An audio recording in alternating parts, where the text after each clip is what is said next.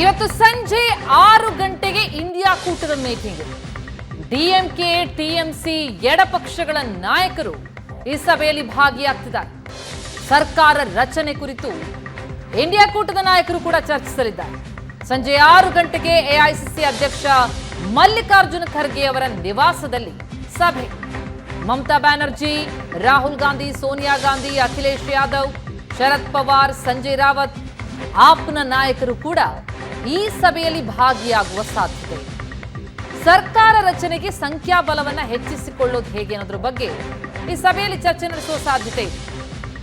King makers ಆಗಿರುವ ನಿತೀಶ್ ಹಾಗೂ Chandrababu ನಾಯ್ಡುವನ್ನ INDA ಒಕ್ಕೂಟಕ್ಕೆ ಸೆಳೆಯುವ ಪ್ಲಾನಿಂಗ್ ಅನ್ನು ಕೂಡ ನಡೆಸ್ತಾ ಇದ್ದಾರೆ. ಆಫರ್ಗಳ ಘೋಷಣೆಯ ಮೂಲಕ ಟಿಡಿಪಿ ಮತ್ತು ಜೆಡಿಯುವನ್ನ ಇಂಡಿಯಾ ಒಕ್ಕೂಟದೆಡೆ ಸೆಳೆಯುವಂತಹ ಕಸರತ್ತು.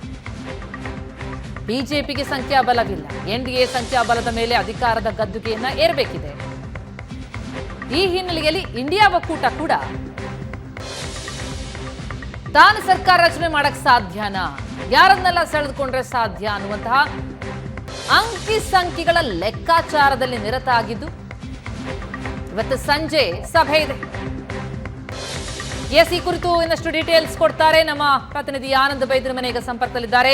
ಆನಂದ್, ನಿನ್ನೆ ಫಲಿತಾಂಶ ಬಂದಾಗಿನಿಂದಲೂ ಕೂಡ ಸರ್ಕಾರ ರಚನೆಯ ಬಗ್ಗೆ ಒಂದು ಕಡೆ ಎನ್ಡಿಎ ಕಸರತ್ತ ನಡೆಸ್ತಾ ಇದ್ರೆ, ಮತ್ತೊಂದೆಡೆ ಸಂಖ್ಯಾಬಲ ಇಲ್ಲದೆ ಇದ್ರೂ ಸಂಖ್ಯಾಬಲವನ್ನ ಹೆಚ್ಚಿಸಿಕೊಳ್ಳುವಂತಹ ಪ್ಲಾನಿಂಗ್ ಕುರಿತಾಗಿ ಇಂಡಿಯಾ ಒಕ್ಕೂಟ ಭಾರಿ ಚರ್ಚೆ ನಡೆಸ್ತಾ ಇದೆ. ಇವತ್ತಿನ ಸಭೆ ಎಷ್ಟು ಮಹತ್ವ ಪಡೆದುಕೊಳ್ಳುತ್ತೆ, ಯಾರೆಲ್ಲರ ಸಾಥ್ ಸಿಗಲಿದೆ, ಏನ್ ಬೆಳವಣಿಗೆ ಆಗ್ತಾ ಇದೆ? ಪ್ರತಿಮಾ, ಸಾರ್ವತ್ರಿಕ ಚುನಾವಣೆಯ ಫಲಿತಾಂಶ ಪ್ರಕಟಗೊಂಡ ಬೆನ್ನಲ್ಲೇ ಒಂದು ಸುಭದ್ರವಾಗಿರ್ತಕ್ಕಂಥ ಸರ್ಕಾರ ರಚನೆ ಮಾಡುವ ಸಂಬಂಧಪಟ್ಟ ಹಾಗೆ ಜನಾದೇಶ ಸ್ಪಷ್ಟವಾಗಿ ಬರದೇ ಇರುವಂಥ ಕಾರಣಕ್ಕಾಗಿ ಸಹಜವಾಗಿಯೇ ಇರತಕ್ಕಂಥ ಸಂಖ್ಯಾಬಲದ ಆಧಾರದ ಮೇಲೆ ಎನ್ಡಿಎ ಮೈತ್ರಿಕೂಟ ಈಗಾಗಲೇ ಸರ್ಕಾರ ರಚನೆ ಮಾಡುವಂಥ ಪ್ರಯತ್ನವನ್ನು ಮಾಡ್ತಾ ಇದೆ.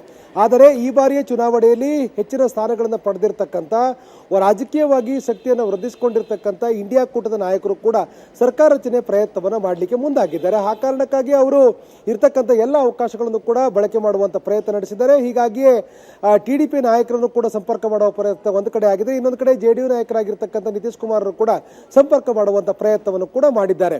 ಟಿಡಿಪಿ ಮತ್ತು ಜೆಡಿಯು ಒಂದೊಮ್ಮೆನಾದರೂ ಕೂಡ ಇಂಡಿಯಾ ಕೂಟಕ್ಕೆ ಬೆಂಬಲವನ್ನು ವ್ಯಕ್ತಪಡಿಸಿದ್ದೆ ಆದರೆ ನಿಶ್ಚಯವಾಗಿಯೂ ಕೂಡ ಇಂಡಿಯಾ ಕೂಟ ಸರ್ಕಾರ ರಚನೆ ಮಾಡುವಂಥ ಅವಕಾಶಗಳು ಸೃಷ್ಟಿಯಾಗುತ್ತೆ. ಆದರೆ ಈ ಸರ್ಕಾರ ಎಷ್ಟು ಸುಭದ್ರ ಅಂತಕ್ಕಂಥ ಕೂಡ ಬಹಳ ಪ್ರಮುಖವಾಗಿರುವಂಥದ್ದು. ಕೇವಲ ಇದು ಆಡಳಿತಾತ್ಮಕವಾಗಿ ಸಂಖ್ಯಾಬಲದ ಮೇಲೆ ತೆಗೆದುಕೊಳ್ಳುವ ನಿರ್ಧಾರ ಅಷ್ಟೇ ಅಲ್ಲ, ಬದಲಾಗಿ ರಾಜಕೀಯವಾಗಿಯೂ ಕೂಡ ಇಂಡಿಯಾ ಕೂಟ ತೆಗೆದುಕೊಳ್ಳುವ ನಿರ್ಧಾರಗಳು ಕೂಡ ಮುಂಬರತಕ್ಕಂಥ ದಿನಗಳಲ್ಲಿ ಕೂಡ ರಾಜಕೀಯವಾಗಿರ್ತಕ್ಕಂಥ ಗಟ್ಟಿ ಭವಿಷ್ಯವನ್ನು ತಂದುಕೊಡುತ್ತಾ ಅಂತಕ್ಕಂಥದ್ದು ಕೂಡ ಹತ್ತಾರು ಅನುಮಾನಕ್ಕೆ ಕಾರಣವಾಗಿದೆ. ಈ ಹಿನ್ನೆಲೆಯಲ್ಲಿ ಮಲ್ಲಿಕಾರ್ಜುನ ಖರ್ಗೆ ನೇತೃತ್ವದಲ್ಲಿ ಇವತ್ತು ಮಲ್ಲಿಕಾರ್ಜುನ ಖರ್ಗೆ ಅವರ ನಿವಾಸದಲ್ಲಿ ಸಂಜೆ 6 ಗಂಟೆಗೆ ಇಂಡಿಯಾ ನಾಯಕರ ಸಭೆ ಕೂಡ ನಡೀತಾ ಇದೆ. ಸಭೆಯಲ್ಲಿ ಭಾಗವಹಿಸಲಿಕ್ಕೆ ಈಗಾಗಲೇ ಪಶ್ಚಿಮ ಬಂಗಾಳದಲ್ಲಿ ಅತ್ಯಂತ ದೊಡ್ಡ ಮಟ್ಟದ ಸಾಧನೆ ಮಾಡಿರ್ತಕ್ಕಂಥ ಟಿಎಂಸಿ ನಾಯಕರು ಕೂಡ ಆಗಮಿಸಿದ್ದಾರೆ, ಪ್ರತಿನಿಧಿಗಳು ಕೂಡ ಆಗಮಿಸಿದ್ದಾರೆ. ಇನ್ನೊಂದು ಕಡೆ ತಮಿಳುನಾಡು ಮುಖ್ಯಮಂತ್ರಿ ಸ್ಟಾಲಿನ್ ಕೂಡ ದೆಹಲಿಗೆ ಆಗಮಿಸಿದ್ದು, ಮುಖ್ಯವಾಗಿ ಮಹಾರಾಷ್ಟ್ರದಲ್ಲಿ ಅಭೂತಪೂರ್ವವಾಗಿರ್ತಕ್ಕಂಥ ಜಯದತ್ತ ದಾಪುಗಾಲ ಹಾಕಿದಂಥ ಏನು ಇಂಡಿಯಾ ಕೂಟದ ನಾಯಕರು ಕೂಡ ಇವತ್ತಿನ ಸಭೆಯಲ್ಲಿ ಭಾಗವಹಿಸಿದರು. ಎಲ್ಲರೂ ಕೂಡ ದೆಹಲಿಗೆ ಆಗಮಿಸಿದ್ದಾರೆ.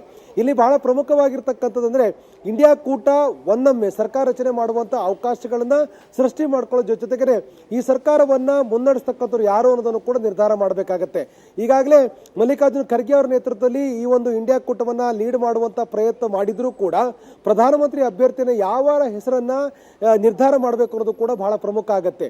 ಇದು ಕೇವಲ ಇಂಡಿಯಾ ಕೂಟ ಅಂದ್ರೆ ರಾಜಕೀಯವಾಗಿರ್ತಕ್ಕಂಥ ಒಂದು ಫೋರಂ ಅನ್ನ ಮುನ್ನಡೆಸೋದಕ್ಕೆ ಬದಲಾಗಿ ಈ ದೇಶದ ಪ್ರಧಾನಿಯಾಗಿ ಸರ್ಕಾರವನ್ನು ಮುನ್ನಡೆಸ್ತಕ್ಕಂಥ ಅತ್ಯಂತ ಸವಾಲಿನ ಕೆಲಸ.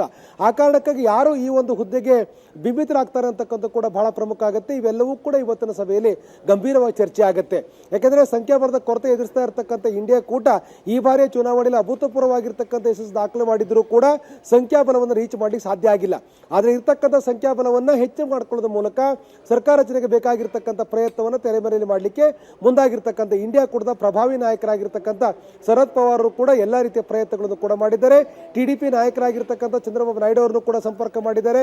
ಜೆಡಿಯು ನಾಯಕರಾಗಿರ್ತಕ್ಕಂಥ ನಿತೀಶ್ ಕುಮಾರ್ ಅವರು ಕೂಡ ಈಗಾಗಲೇ ಸಂಪರ್ಕವನ್ನು ಕೂಡ ಶರದ್ ಪವಾರ್ ಮಾಡಿದ್ದಾರೆ.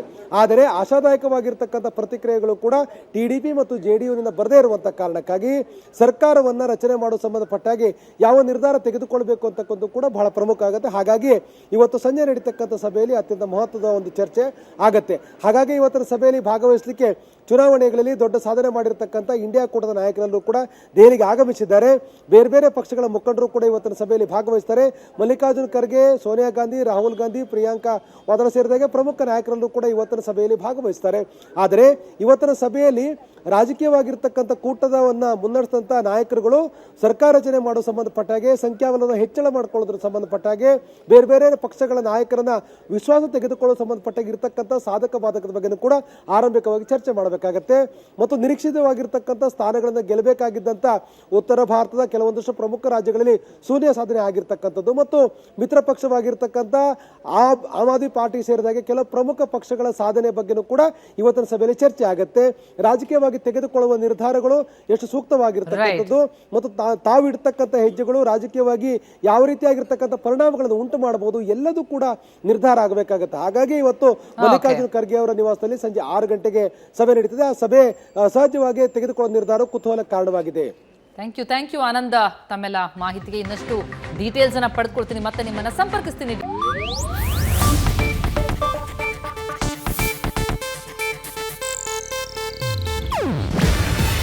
ಇದು ಏಷ್ಯಾನೆಟ್ ನ್ಯೂಸ್ ನೆಟ್ವರ್ಕ್ ಪ್ರಸ್ತುತಿ.